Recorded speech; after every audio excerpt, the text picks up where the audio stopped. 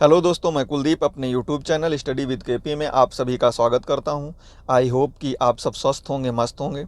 दोस्तों, आज UP triple S C पेट GK GS का हिस्ट्री का फुल रिवीजन करने वाले हैं, जिसमें दोस्तों वेरी वेरी इंपॉर्टेंट प्रश्न उठाए हैं।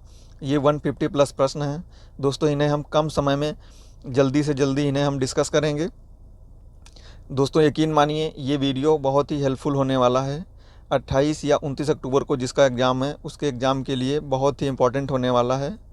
चलिए दोस्तों, वीडियो स्टार्ट करते हैं। अगर आप चैनल पर नए हैं तो चैनल को सब्सक्राइब कर लीजिए दोस्तों, और वीडियो को लाइक और शेयर कर दीजिएगा, जिससे मुझे मोटिवेशन मिलता है। चलिए दोस्तों, वीडियो स्टार्ट करते हैं। देखते हैं आज का पहला प्रश्न क्या है। तो दोस्तों, पहला प्रश्न है, किस वंश के राजाओं ने खजुराहो स्थित मंदिरों का निर्माण करवाया था। बताना है दोस्तों, खजुराहो स्थित जो मंदिर हैं उन्हें किन राजाओं ने, किस वंश के राजाओं ने उसका निर्माण कराया था। बताइए दोस्तों। इसका सही आंसर हो जाएगा ऑप्शन सी, चंदेल शासकों ने। चंदेल शासकों ने खजुराहो स्थित मंदिरों का निर्माण कराया था। तो इसका बिल्कुल सही आंसर हो जाएगा ऑप्शन सी। अगला प्रश्न देखते हैं। खजुराहो के मंदिर संबंधित हैं। बताना है दोस्तों, खजुराहो के मंदिर किस धर्म से संबंधित हैं। तो खजुराहो के मंदिर जो हैं ये हिंदू धर्म और जैन धर्म से संबंधित हैं। इसका सही आंसर हो जाएगा ऑप्शन सी, हिंदू धर्म और जैन धर्म। अगला प्रश्न है, निम्न में से कौन सा मंदिर खजुराहो में नहीं है।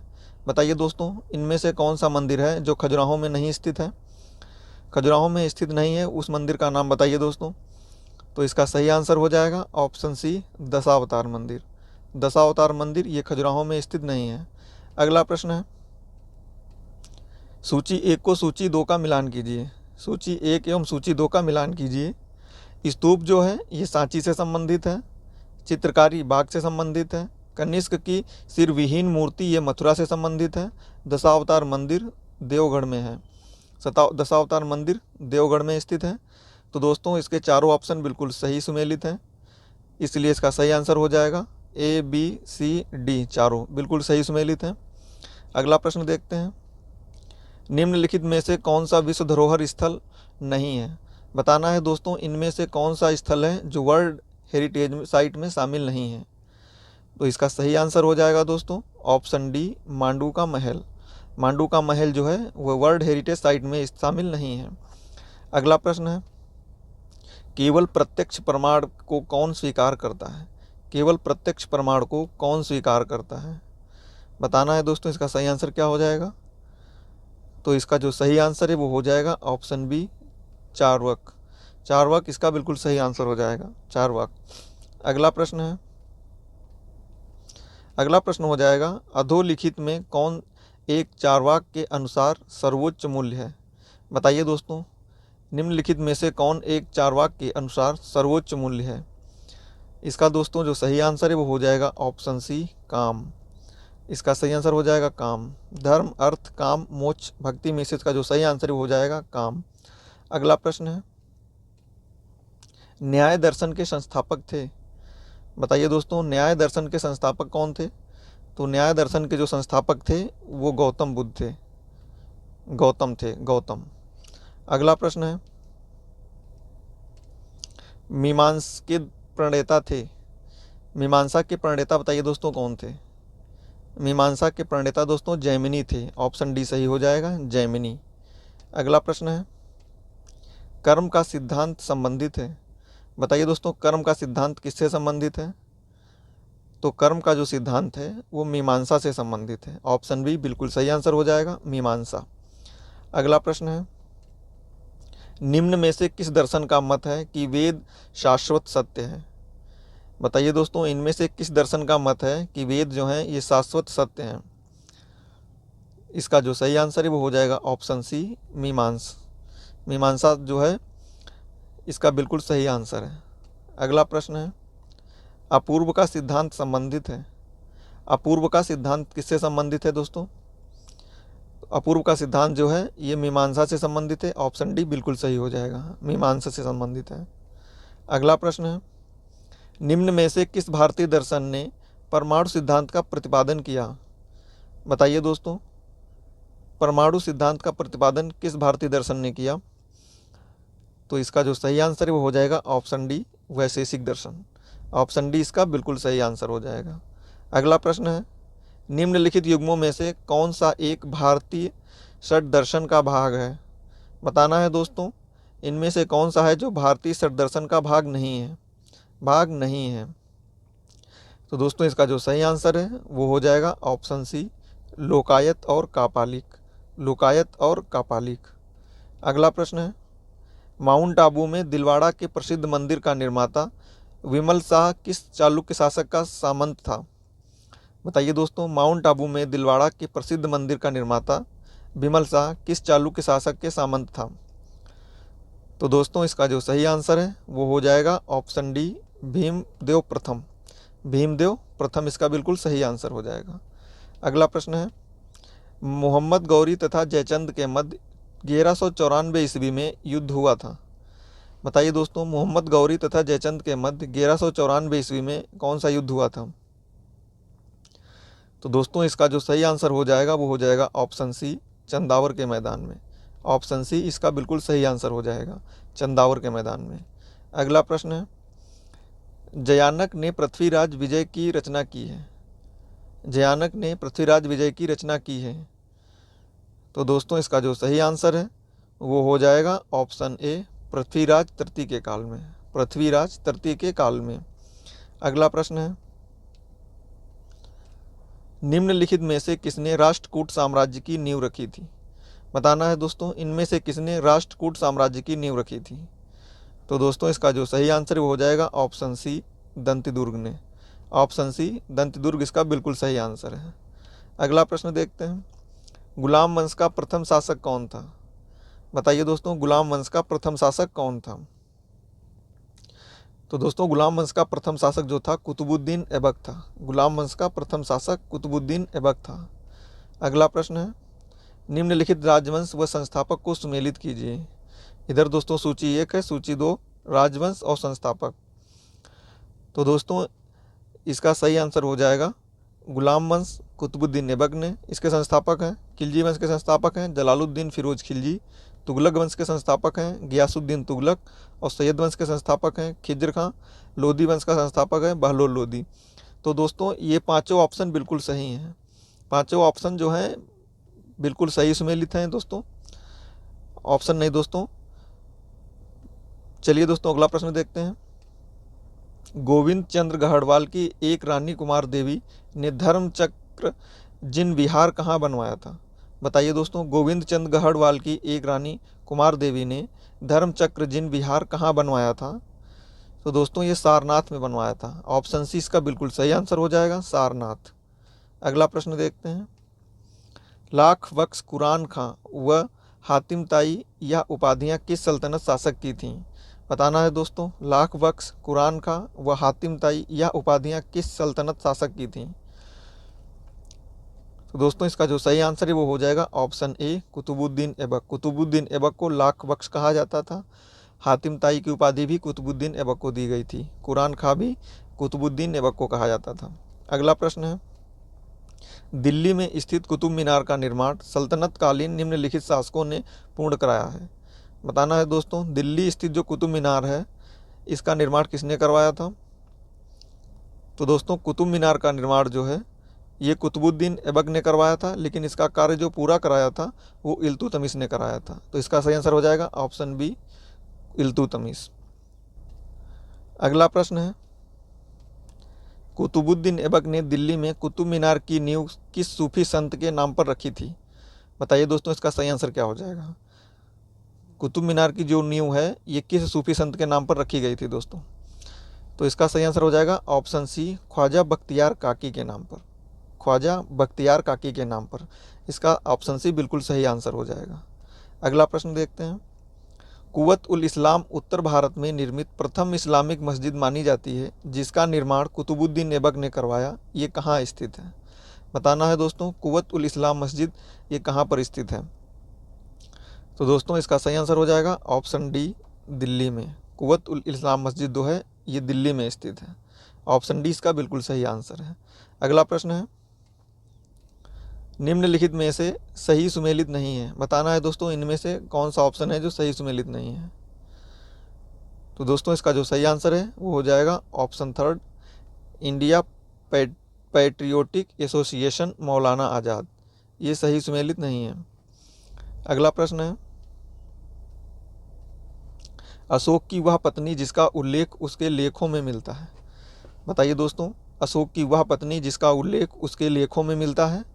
तो दोस्तों वो कारुबाकी है। ऑप्शन थर्ड बिल्कुल सही हो जाएगा, कारुबाकी। Option third कारुबाकी। अगला प्रश्न है, बुद्ध ने अपना अंतिम वर्षाकाल कहाँ बिताया था। बुद्ध ने अपना अंतिम वर्षाकाल जो था ये कहाँ बिताया था। तो दोस्तों इसका सही आंसर हो जाएगा ऑप्शन थर्ड वैशाली में।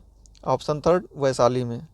अगला प्रश्न है, जिस प्रकार सभी नदियाँ अपने जल को समुद्र में मिला देती हैं, उसी प्रकार से सभी धर्म व्यक्ति को ईश्वर की ओर ले जाते हैं। यह कथन किससे संबंधित है। बताइए दोस्तों, जिस प्रकार सभी नदियाँ अपने जल को समुद्र में मिला देती हैं, उसी प्रकार से सभी धर्म व्यक्ति को ईश्वर की ओर ले जाते हैं। यह कथन किससे संबंधित है। तो दोस्तों यह जो कथन है यह स्वामी विवेकानंद जी से संबंधित है। तो इसका ऑप्शन थर्ड बिल्कुल सही आंसर हो जाएगा, स्वामी विवेकानंद जी। अगला प्रश्न है, निम्नलिखित में सही सुमेलित नहीं है। तो दोस्तों जो सही सुमेलित नहीं है वो है ऑप्शन दो, बिंदुसार एग्रोमैसस। बिंदुसार एग्रोमैसस ये बिल्कुल सही सुमेलित नहीं है। अगला प्रश्न है, दोस्तों वह स्रोत जिसमें पाटलिपुत्र के प्रशासन का वर्णन मिलता है। बताना है दोस्तों, पाटलिपुत्र के प्रशासन का वर्णन किस स्रोत से मिलता है। तो इसका दोस्तों सही आंसर हो जाएगा ऑप्शन सेकंड इंडिका, इंडिका से। अगला प्रश्न है, लिटन के शासनकाल में भारत विस्फोट की कगार पर खड़ा था। यह कथन किससे संबंधित है। बताना है दोस्तों, लिटन के शासनकाल में भारत विस्फोट की कगार पर खड़ा था। यह कथन किससे संबंधित है। तो दोस्तों इसका सही आंसर हो जाएगा ऑप्शन चार, विलियम वेडरबर्न, विलियम वेडरबर्न से संबंधित है। अगला प्रश्न है, इंडियन अनरेस्ट के लेखक हैं। बताइए दोस्तों, इंडियन अनरेस्ट के लेखक कौन हैं। इंडियन अनरेस्ट के जो लेखक हैं वो हो जाएगा ऑप्शन फोर्थ बिल्कुल सही, वेलेंटाइन सिरोल। इंडियन अनरेस्ट के लेखक हैं वेलेंटाइन सिरोल। अगला प्रश्न है, 1817 में राजा राम मोहन राय द्वारा स्थापित कलकत्ता हिंदू कॉलेज की स्थापना से संबंधित है। बताइए दोस्तों, 1817 में राजा राम मोहन राय द्वारा स्थापित कलकत्ता हिंदू कॉलेज की स्थापना किससे संबंधित है। तो दोस्तों इसका जो सही आंसर हो जाएगा वो हो जाएगा डेविड हेयर और एडवर्ड हाइड ईस्ट द्वारा। ए और बी दोनों हो जाएगा, एक और दो दोनों हो जाएगा। अगला प्रश्न है, निम्नलिखित में सुमेलित नहीं है। बताना है दोस्तों, इनमें से कौन सा है जो सुमेलित नहीं है। तो दोस्तों इसका सही आंसर हो जाएगा ऑप्शन चार, Indian struggle Lala Lajpat Rai. Indian struggle जो पुस्तक है दोस्तों ये सुभाष चंद्र बोस की है, लाला लाजपत राय जी की नहीं है। तो इसका सही आंसर हो जाएगा ऑप्शन फोर। अगला प्रश्न है, वह पत्रकार जिसने 1857 के विद्रोह का वर्णन किया है। बताइए दोस्तों, वह पत्रकार कौन है जिसने 1857 के विद्रोह का वर्णन किया है। तो दोस्तों वो रसेल हैं। ऑप्शन थर्ड सही हो जाएगा, रसेल। अगला प्रश्न है, अशोक के किस शिलालेख में दास और सेवकों के प्रति अच्छा व्यवहार करने की चर्चा मिलती है। बताइए दोस्तों, अशोक के किस शिलालेख में दास और सेवकों के प्रति अच्छा व्यवहार करने की चर्चा मिलती है। तो दोस्तों इसका सही आंसर हो जाएगा ऑप्शन थर्ड, शिलालेख संख्या 9। शिलालेख संख्या जो 9 है उसमें दोस्तों मिलता है, दास और सेवकों के प्रति अच्छा व्यवहार करने की चर्चा शिलालेख 9 में मिलती है। अगला प्रश्न है, शारदा अधिनियम के अंतर्गत लड़कियों एवं लड़कों के विवाह की आयु क्रमशः निर्धारित की गई थी। बताइए दोस्तों, शारदा अधिनियम के अंतर्गत लड़कियों तथा लड़कों के विवाह की आयु क्रमशः कितनी निर्धारित की गई थी। दोस्तों इसका सही आंसर हो जाएगा ऑप्शन थर्ड, लड़कियों की आयु 14 वर्ष और लड़कों की आयु 18 वर्ष। इसका ऑप्शन थर्ड बिल्कुल सही आंसर हो जाएगा, 14 और 18 वर्ष। अगला प्रश्न है, चाणक्य का अन्य नाम क्या था। चाणक्य का दोस्तों अन्य नाम बताना है क्या था। तो चाणक्य का जो दूसरा नाम था वह विष्णुगुप्त। ऑप्शन बी बिल्कुल सही हो जाएगा, विष्णुगुप्त या कौटिल्य के नाम से जाने जाते थे। अगला प्रश्न है, वह शासक कौन था जिसने राज सिंहासन पर बैठने के लिए अपने बड़े भाई सुसीम की हत्या की थी। बताइए दोस्तों, वह शासक कौन था जिसने राज सिंहासन पर बैठने के लिए अपने बड़े भाई सुसीम की हत्या की थी। तो दोस्तों इसका सही आंसर हो जाएगा ऑप्शन ए, अशोक। अशोक ने अपने बड़े भाई सुसीम की हत्या की थी।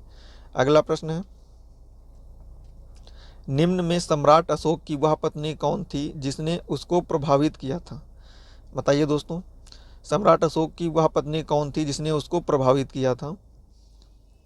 तो दोस्तों इसका सही आंसर हो जाएगा ऑप्शन डी, कारुआकी। अगला प्रश्न है, बिंदुसार ने विद्रोहियों को कुचलने के लिए अशोक को कहाँ भेजा था? बिंदुसार ने विद्रोहियों को कुचलने के लिए अशोक को कहाँ भेजा था? तो दोस्तों उसका सही आंसर हो जाएगा ऑप्शन बी, तक्षशिला। इसका बिल्कुल सही आंसर होगा ऑप्शन बी, तक्षशिला। अगला प्रश्न है, निम्न में से वह व्यक्ति कौन है जिसका नाम देवनामप्रिय था? बताइए दोस्तों, वह व्यक्ति कौन है इनमें से जिसका नाम देवनामप्रिय था? तो दोस्तों इसका सही आंसर हो जाएगा ऑप्शन ए, अशोक। अगला प्रश्न है, निम्नलिखित में से प्राचीनतम राजवंश कौन सा है? बताइए दोस्तों, इनमें से प्राचीनतम राजवंश है वो कौन सा है? तो दोस्तों इसका जो सही आंसर हो जाएगा ऑप्शन ए, मौर्य वंश। मौर्य वंश प्राचीनतम राजवंश है इनमें से। अगला प्रश्न है, कौटिल्य या चाणक्य किसका प्रधानमंत्री था? कौटिल्य या चाणक्य ये किसका प्रधानमंत्री था? तो इसका सही आंसर हो जाएगा ऑप्शन बी, चंद्रगुप्त मौर्य। कौटिल्य या चाणक्य जो था ये चंद्रगुप्त मौर्य का प्रधानमंत्री था। अगला प्रश्न है, कलिंग विजय के बाद अशोक ने किस धर्म को स्वीकार कर लिया था? कलिंग विजय के बाद अशोक ने किस धर्म को स्वीकार कर लिया था? तो दोस्तों अशोक ने बौद्ध धर्म को स्वीकार किया था। ऑप्शन बी बिल्कुल सही आंसर हो जाएगा, बौद्ध धर्म।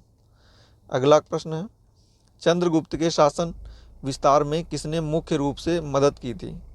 बताइए दोस्तों, चंद्रगुप्त के शासन विस्तार में किसने मुख्य रूप से मदद की थी? तो दोस्तों वो चाणक्य थे। ऑप्शन सी सही हो जाएगा, चाणक्य। अगला प्रश्न है, सांची किस कला व मूर्ति कला का निरूपण करता है? सांची जो है ये किस कला व मूर्ति कला का निरूपण करता है? तो दोस्तों सांची जो है ये बौद्ध कला का निरूपण करता है। ये सांची जो है बौद्ध धर्म से संबंधित है। अगला प्रश्न है, जिसने अपने जीवन के अंतिम दिनों में जैन धर्म को अपनाया, प्राचीन भारत का वह प्रसिद्ध शासक कौन था? बताइए दोस्तों, जिसने अपने जीवन के अंतिम दिनों में जैन धर्म को अपनाया, प्राचीन भारत का वह प्रसिद्ध शासक कौन था? तो इसका सही आंसर हो जाएगा ऑप्शन ए, चंद्रगुप्त मौर्य। चंद्रगुप्त मौर्य इसका बिल्कुल सही आंसर हो जाएगा। अगला प्रश्न है, मौर्य साम्राज्य की स्थापना किसने की थी? मौर्य साम्राज्य की स्थापना किसने की थी? तो दोस्तों मौर्य साम्राज्य की स्थापना ऑप्शन बी सही होगा, चंद्रगुप्त मौर्य ने की थी। मौर्य साम्राज्य की स्थापना जो है चंद्रगुप्त मौर्य ने की थी। अगला प्रश्न है, मौर्य साम्राज्य में प्रचलित मुद्रा का नाम क्या था?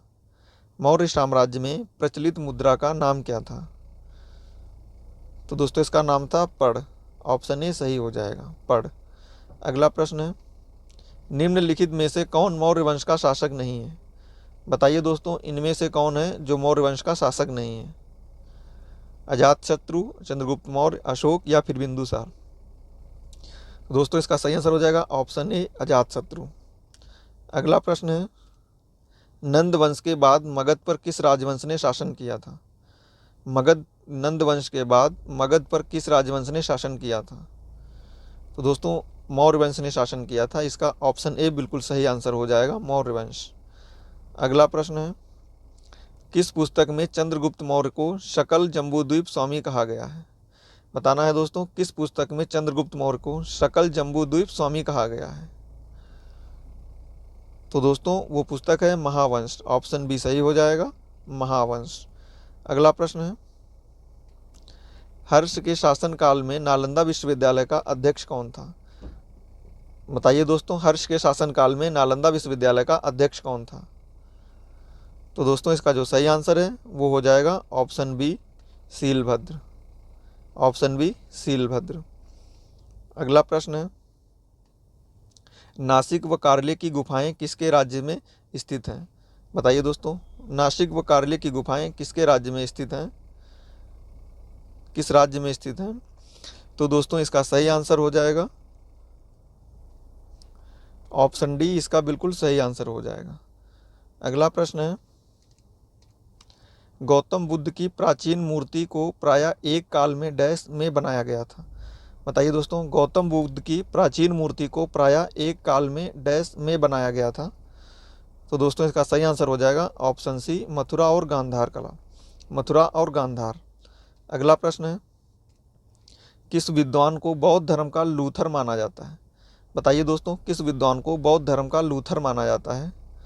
तो दोस्तों इसका सही आंसर हो जाएगा option C, Nagarjuna. Option C, Nagarjuna. अगला प्रश्न है, महावीर ने अत्युन्नत आध्यात्मिक ज्ञान की प्राप्ति कहाँ की थी? बताइए दोस्तों, महावीर ने कैवल्य की प्राप्ति कहाँ की थी? तो दोस्तों इसका सही आंसर हो जाएगा ऑप्शन सी, जिम्बिका ग्राम में। ऑप्शन सी, जिम्बिका ग्राम में। अगला प्रश्न है, किस महान आचार्य द्वारा जैन धर्म को दक्षिण भारत में लाया गया था? बताइए दोस्तों, किस महान आचार्य द्वारा जैन धर्म को दक्षिण भारत में लाया गया था? दोस्तों इसका सही आंसर हो जाएगा option A, Bhadrabahu. Option A, Bhadrabahu. अगला प्रश्न है, महावीर ने कहाँ पर निर्वाण प्राप्त किया था? बताना है दोस्तों, महावीर ने कहाँ पर निर्वाण प्राप्त किया था? तो दोस्तों इसका सही आंसर हो जाएगा option C, Pawapuri. Option C, Pawapuri इसका बिल्कुल सही आंसर हो जाएगा। अगला प्रश्न है, गौतम बुद्ध ने अपना प्रथम वचन डैश में दिया था? बताइए दोस्तों, गौतम बुद्ध ने अपना प्रथम वचन कहाँ पर दिया था? तो दोस्तों इसका सही आंसर हो जाएगा ऑप्शन डी, सारनाथ। महात्मा बुद्ध ने अपना प्रथम प्रवचन जो दिया था वो सारनाथ में दिया था। अगला प्रश्न है, नीचे दी गई घटनाओं को मिलाइए। बताना है दोस्तों, जो बौद्ध संगीतियाँ हुई थी ये किस किस जगह पे हुई थी? तो दोस्तों जो प्रथम बौद्ध संगीति थी ये राजगृह में हुई थी। द्वितीय बौद्ध संगीति जो थी ये वैशाली में हुई थी। तृतीय बौद्ध संगीति जो थी ये पाटलिपुत्र में हुई थी। और चतुर्थ बौद्ध संगीति जो थी ये कश्मीर में हुई थी। तो दोस्तों ये चारों जो ऑप्शन हैं बिल्कुल सही सुमेलित हैं। अगला प्रश्न है, गौतम बुद्ध का अनुयायी जो उसके अवसान के संदर्भ में कुशीनगर में मौजूद था वह कौन है? बताइए दोस्तों, गौतम बुद्ध का अनुयायी जो उसके अवसान के संदर्भ में कुशीनगर में मौजूद था वह कौन है? तो दोस्तों इसका सही आंसर हो जाएगा ऑप्शन बी, आनंद। अगला प्रश्न देखते हैं। अगला प्रश्न है, आंध्र प्रदेश अवस्थित नागार्जुन कोंडा किस लिए विख्यात है? आंध्र प्रदेश अवस्थित नागार्जुन कोंडा किस लिए विख्यात है? तो दोस्तों ये जो विख्यात है ये बौद्ध मठ के लिए विख्यात है। इसका सही आंसर हो जाएगा ऑप्शन ए, बौद्ध मठ। अगला प्रश्न है, प्रख्यात अजंता गुफाएं कहाँ हैं? प्रख्यात अजंता गुफाएं हैं जो हैं ये कहाँ हैं? तो दोस्तों जो प्रख्यात अजंता गुफाएं हैं ये पश्चिमी घाट में हैं। ऑप्शन बी सही हो जाएगा, पश्चिमी घाट। अगला प्रश्न है, निम्नांकित में से कौन सा राज्य 16 महाजनपदों में शामिल नहीं था? बताइए दोस्तों, निम्नलिखित में से कौन सा राज्य है जो 16 महाजनपदों में शामिल नहीं था? तो दोस्तों इसका सही आंसर हो जाएगा ऑप्शन बी, कलिंग। कलिंग जो है ये 16 महाजनपदों में शामिल नहीं था। अगला प्रश्न है, भास्कराचार्य की पुत्री कौन थी जिसे भारत में उसकी गणित संबंधी पुस्तक के लिए जाना जाता है? भास्कराचार्य की पुत्री कौन थी जिसे भारत में उसकी गणित संबंधी पुस्तक के लिए जाना जाता है? तो दोस्तों इसका सही आंसर हो जाएगा option C, Lilavati. Option C, Lilavati बिल्कुल सही हो जाएगा। अगला प्रश्न है, महावीर कौन थे? महावीर दोस्तों ये 24वें तीर्थंकर थे। ऑप्शन बी बिल्कुल सही हो जाएगा, 24वें तीर्थंकर थे। जैन धर्म के 24वें तीर्थंकर महावीर स्वामी थे। ये जैन धर्म के वास्तविक संस्थापक भी माने जाते हैं। अगला प्रश्न है, जैन धर्म के संस्थापक एवं प्रथम तीर्थंकर कौन है? तो दोस्तों प्रथम जो है ये ऋषभदेव या आदिनाथ, ऋषभदेव और आदिनाथ के नाम से जाना जाता है। ऑप्शन बी बिल्कुल सही हो जाएगा। जैन धर्म के प्रथम तीर्थंकर जो थे ये ऋषभदेव थे। अगला प्रश्न है, भारत में जैन धर्म का संस्थापक कौन है? तो दोस्तों भारत में जो जैन धर्म के संस्थापक हैं वो महावीर स्वामी हैं। इन्हें दोस्तों वास्तविक संस्थापक माना जाता है। अगला प्रश्न है, महावीर स्वामी का जन्म कब हुआ था? महावीर स्वामी का जन्म कब हुआ था? तो दोस्तों इनका जन्म जो है ये 540 ईसा पूर्व में हुआ था। ऑप्शन सी सही हो जाएगा, 540 ईसा पूर्व। अगला प्रश्न है, महावीर स्वामी के पिता का नाम क्या था?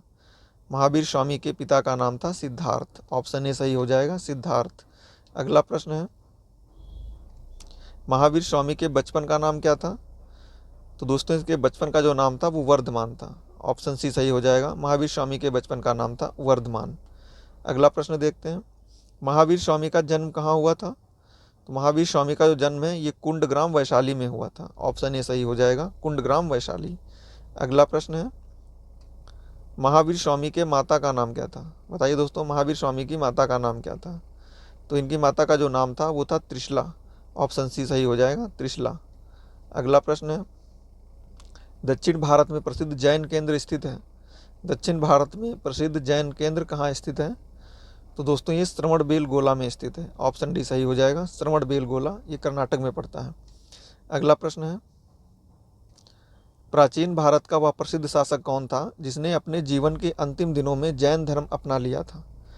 बताइए दोस्तों, प्राचीन भारत का वह प्रसिद्ध शासक कौन था जिसने अपने जीवन के अंतिम दिनों में जैन धर्म अपना लिया था?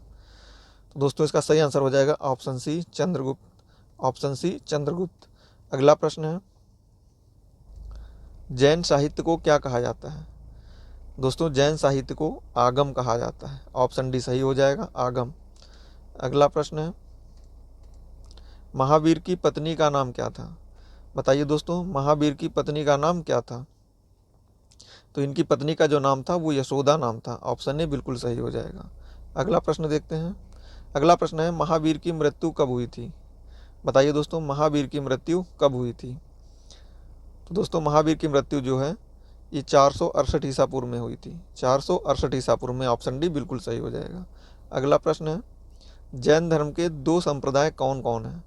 बताइए दोस्तों, जैन धर्म के दो संप्रदाय कौन कौन हैं? तो दोस्तों वो श्वेतांबर और दिगंबर हैं। ऑप्शन ए सही हो जाएगा, श्वेतांबर और दिगंबर। श्वेतांबर दोस्तों ये श्वेत वस्त्र धारण करते थे और दिगंबर नग्न रहते थे।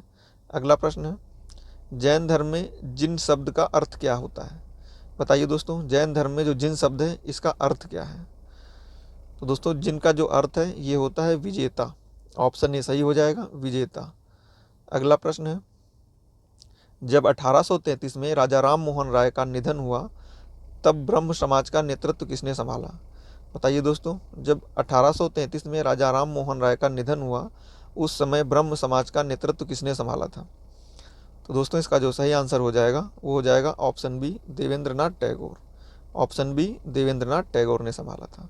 अगला प्रश्न है, 1784 में कलकत्ता में एशियाटिक सोसाइटी ऑफ बंगाल स्थापित करने का निम्नलिखित में से कौन सा मुख्य उद्देश्य था? बताइए दोस्तों, 1784 में कलकत्ता में एशियाटिक सोसाइटी ऑफ बंगाल स्थापित करने का निम्नलिखित में से कौन सा मुख्य उद्देश्य था? तो दोस्तों इसका जो सही आंसर है वो हो जाएगा ऑप्शन सी, पुरातात्विक सर्वेक्षण तथा उत्खनन का संचालन करना। पुरातात्विक सर्वेक्षण तथा उत्खनन का संचालन करना। अगला प्रश्न है, 1840 में पूना में परमहंस सभा किसने स्थापित की? बताइए दोस्तों, 1840 में पूना में परमहंस सभा किसने स्थापित की थी? तो दोस्तों इसका सही आंसर हो जाएगा option D, Dadoba Pandurang Tarkhadkar. Option D, Dadoba Pandurang Tarkhadkar. अगला प्रश्न है, निम्नलिखित कथनों पर विचार कीजिए। केशव चंद्र सेन ने प्रोत्साहन किसे दिया था? बताना है दोस्तों, निम्नलिखित कथनों पर विचार करना है कि केशव चंद्र सेन ने किसे प्रोत्साहन दिया था। तो दोस्तों इसका सही आंसर हो जाएगा ऑप्शन ए जो है विधवा विवाह को, ऑप्शन बी है अंतर्जातीय विवाह को, ऑप्शन सी है पर्दा प्रथा के उन्मूलन को, और ऑप्शन डी है स्त्रियों के लिए उच्चतर विश्वविद्यालयी शिक्षा को। तो इसका सही आंसर हो जाएगा ये दोस्तों, चारों इसके बिल्कुल सही आंसर है। अगला प्रश्न है, निम्न में से कौन लोक हितवादी के रूप में लोकप्रिय था? बताइए दोस्तों, निम्न में से कौन लोक हितवादी के रूप में लोकप्रिय था? तो दोस्तों इसका जो सही आंसर हो जाएगा वो हो जाएगा ऑप्शन बी, गोपाल हरि देशमुख। गोपाल हरि देशमुख। निम्न में से कौन 1861 में स्थापित विधवा विवाह संघ का संस्थापक था? बताइए दोस्तों, इनमें से कौन सा आंसर सही हो जाएगा? 1861 में स्थापित विधवा विवाह संघ का संस्थापक कौन था इनमें से? तो दोस्तों इसका सही आंसर हो जाएगा option B, Mahadev Govind Ranade. Option B, Mahadev Govind Ranade. अगला प्रश्न है, निम्नलिखित में से कौन आंध्र महासभा का सदस्य नहीं था जिसका गठन 20वीं शताब्दी के आरंभिक वर्षों में तेलुगु भाषी लोगों के लिए एक अलग भाषाई राज्य मांगने के लिए किया गया था? बताइए दोस्तों इसका सही आंसर क्या हो जाएगा? इसका दोस्तों जो सही आंसर हो जाएगा option C, Pattabhi Sitaramayya. Option C बिल्कुल सही हो जाएगा। अगला प्रश्न है, निम्न में से किसने एज ऑफ कंसेंट एक्ट 1891 में प्रस्तावित बालिकाओं की विवाह योग्य आयु की सीमा को 10 वर्ष से बढ़ाकर 12 वर्ष करने का विरोध किया? बताइए दोस्तों, इसका सही आंसर क्या हो जाएगा? इसका सही आंसर हो जाएगा ऑप्शन सी, बाल गंगाधर तिलक। अगला प्रश्न है, निम्न में से कौन सा युग्म सही सुमेलित नहीं है? बताना है दोस्तों, इनमें से कौन सा युग्म है जो सही सुमेलित नहीं है? दोस्तों, इसका सही आंसर हो जाएगा option C, national Indian association Anand Mohan Bose. ये दोस्तों सही सुमेलित नहीं है। इसका सही आंसर हो जाएगा ऑप्शन सी। अगला प्रश्न है, किस विख्यात समाज सुधारक द्वारा ज्ञान योग, कर्म योग तथा राज योग नामक पुस्तकें लिखी गईं? बताइए दोस्तों, किस विख्यात समाज सुधारक द्वारा ज्ञान योग, कर्म योग और राजयोग नामक पुस्तकें लिखी गईं? तो दोस्तों, इसका सही आंसर हो जाएगा ऑप्शन ए, स्वामी विवेकानंद। अगला प्रश्न है, यूएसए में ब्रह्म विद्या सोसाइटी की स्थापना किसने की थी? बताइए दोस्तों, यूएसए में ब्रह्म विद्या या थियोसॉफिकल सोसाइटी की स्थापना किसने की थी? दोस्तों, इसका जो सही आंसर है वो हो जाएगा ऑप्शन डी, मैडम ब्लाटवस्की एवं आलकॉट ने। मैडम ब्लावात्स्की एवं आलकॉट ने। अगला प्रश्न है, खीरवार अथवा शफाहर आंदोलन द्वारा उपदेशित एकेश्वरवाद तथा समाज सुधारक परिवर्तित हो गया? बताइए दोस्तों, खीरवार अथवा सफाहर आंदोलन द्वारा उपदेशित एकेश्वरवाद तथा समाज सुधारक परिवर्तित हो गया। इसका सही आंसर क्या हो जाएगा? इसका दोस्तों सही आंसर हो जाएगा ऑप्शन सी, भू राजस्व बंदोबस्त के विरुद्ध आंदोलन में। भू राजस्व बंदोबस्त के विरुद्ध आंदोलन में। अगला प्रश्न है, लोथल नामक स्थान पर निम्नोक्त सभ्यताओं में से किसका जहाजी मालघाट था? बताइए दोस्तों, लोथल नामक स्थान पर निम्नोक्त सभ्यताओं में से किसका जहाजी मालघाट था? इसका दोस्तों सही आंसर हो जाएगा ऑप्शन सी, सिंधु घाटी। ऑप्शन सी, सिंधु घाटी। अगला प्रश्न है, सिंधु सभ्यता के लोग मिट्टी के बर्तनों पर किस रंग का प्रयोग करते थे? बताइए दोस्तों, सिंधु सभ्यता के लोग मिट्टी के बर्तनों पर किस रंग का प्रयोग करते थे? तो दोस्तों, इसका सही आंसर हो जाएगा ऑप्शन डी, लाल रंग का। मिट्टी के बर्तनों पर सिंधु सभ्यता के लोग लाल रंग का प्रयोग करते थे। अगला प्रश्न है, सिंधु घाटी सभ्यता का सबसे छोटा स्थल कौन सा है? बताइए दोस्तों, सिंधु घाटी सभ्यता का सबसे छोटा स्थल कौन सा है? तो दोस्तों, इसका सही आंसर हो जाएगा ऑप्शन बी, अल्लाहदीनो। अल्लाहदीनो जो है सिंधु घाटी सभ्यता का सबसे छोटा स्थल है। अगला प्रश्न है, हड़प्पा और मोहनजोदड़ो की खुदाई किसने कराई थी? हड़प्पा और मोहनजोदड़ो की खुदाई किसने कराई थी? तो दोस्तों, इसका सही आंसर हो जाएगा option A, sir John Marshall ने। ऑप्शन ए सही हो जाएगा, सर जॉन मार्शल ने। दोस्तों, आज हम 100 प्रश्न देखेंगे क्योंकि वीडियो लंबा हो जाएगा नहीं तो फिर। दोस्तों, अगर आप चैनल पर नए हैं तो चैनल को सब्सक्राइब कर लीजिए जिससे आने वाले वीडियो का नोटिफिकेशन आपको मिल सके। और दोस्तों, वीडियो को लाइक और शेयर कर दीजिए। दोस्तों, वीडियो कैसा लगा कमेंट में ज़रूर बताएं। दोस्तों, कम समय में ज़्यादा जानकारी देने की कोशिश की है। थैंक यू दोस्तों।